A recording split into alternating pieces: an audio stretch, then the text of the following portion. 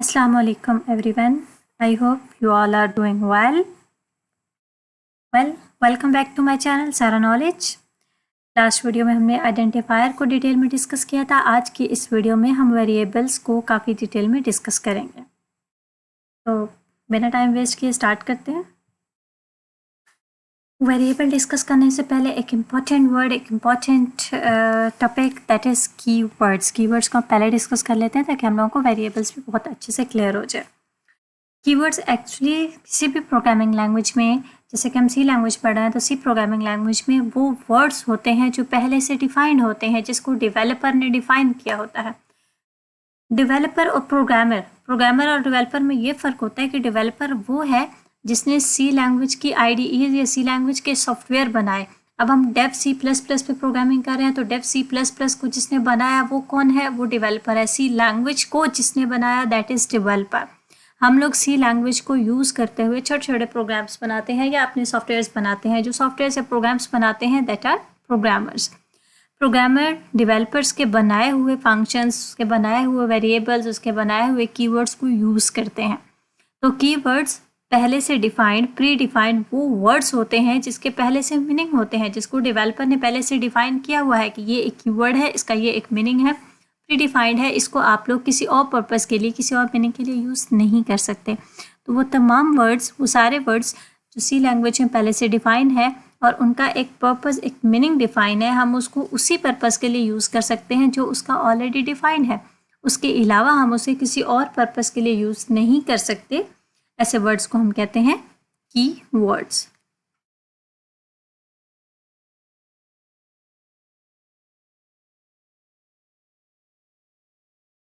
आपको स्क्रीन पे नजर आ रहा है. They have predefined meaning in C, we can't use them for any other purpose. जो इनकी मीनिंग है हम उसको, इन कीवर्ड्स को उन्हीं के लिए यूज करते हैं, हम इनको किसी और पर्पस के लिए यूज नहीं कर सकते.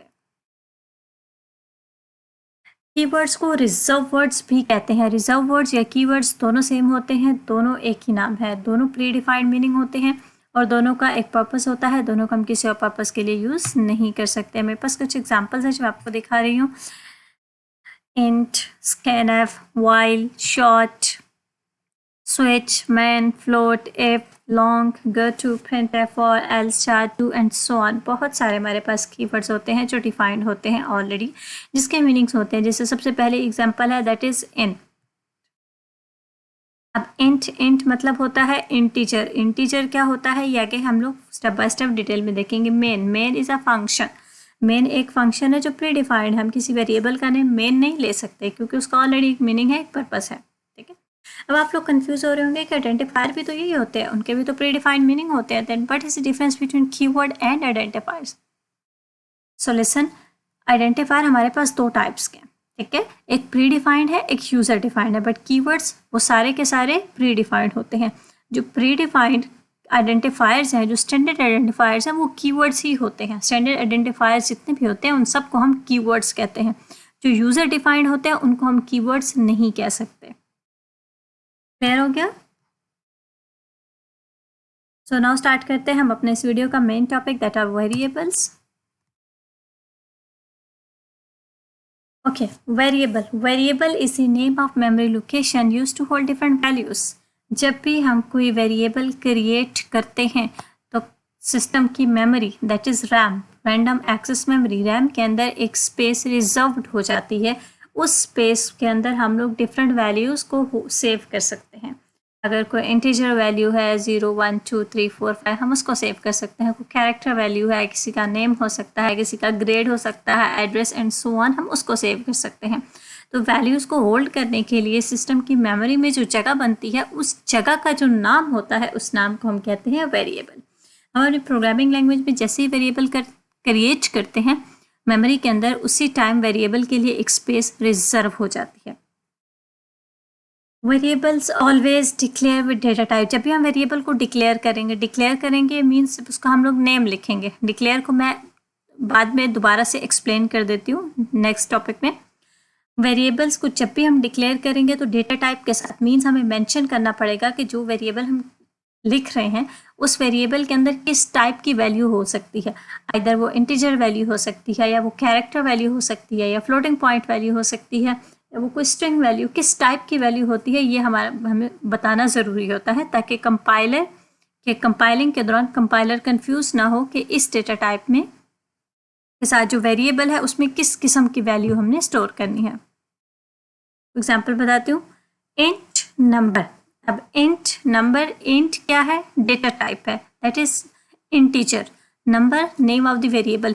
जैसे हम लिखेंगे ना इंट नंबर, मेमोरी में एक स्पेस रिजर्व हो जाएगी और स्पेस का नेम लिखा हुआ आ जाएगा NUM, दैट इज नंबर। चार का मतलब होता है character, 4 is a data type.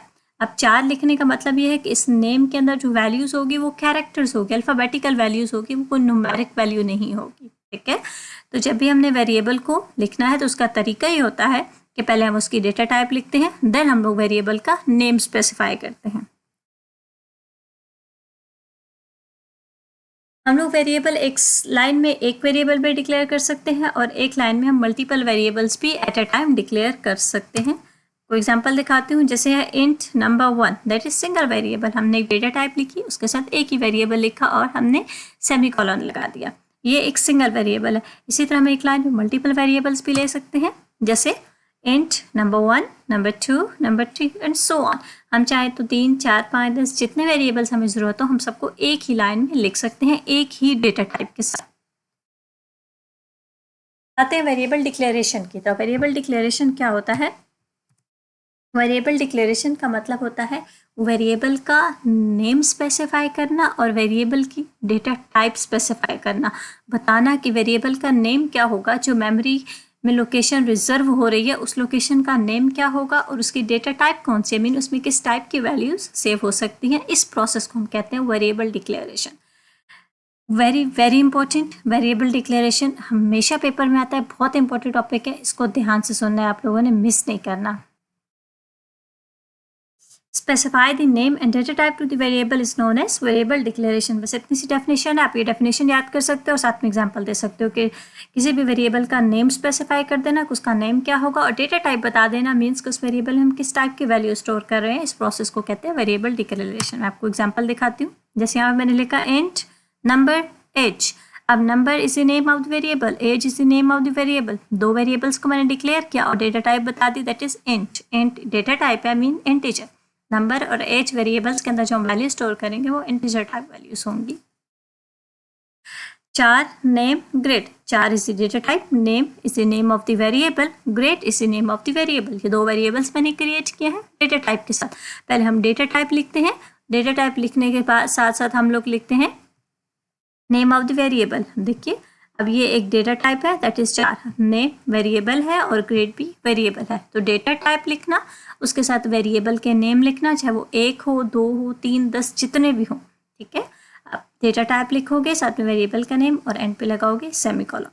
अगर हम लोग मल्टीपल वेरिएबल्स लेंगे तो उनको सेपरेट करेंगे कॉमा के साथ। अगर हम कॉमा नहीं लगाएंगे तो हमारे पास सिंटैक्स एरर आएगा। अगर एक सिंगल वेरिएबल होगा तो just data type, variable name और एंड पे सेमीकोलन लगा देंगे। This is known as variable declaration. Float, radius, area. Radius is the name of the variable, area is the name of the variable and float is the data type। means कि हमारे पास जो values होंगी floating point में होगी, means points में values हमारे पास store होंगी। Next is variable initialization. हम लोग वेरिएबल को डिक्लेयर करने के साथ साथ उसको इनिशियलाइज भी कर सकते हैं। वेरिएबल इनिशियलाइजेशन का मतलब होता है कि जब हम वेरिएबल डिक्लेयर कर रहे होते हैं, जब हम उसका डेटा टाइप और नेम स्पेसिफाई कर रहे होते हैं, उसी टाइम अगर हम उसको कोई वैल्यू असाइन कर दें, assigning the value to the variable at the time of declaration is known as variable initialization। Example देखिए, int number is equal to 5। मैंने इंट डेटा टाइप बताई, नेम ऑफ द वेरिएबल, और उसी time पे मैंने कोई ना कोई वैल्यू भी उसको असाइन कर दी। Int marks is equal to 87। देखिए इसमें भी मैंने इसी तरह पहले डेटा टाइप लिखी, देन वेरिएबल नेम, एंड मैंने उसी टाइम पे उसको एक वैल्यू असाइन कर दी।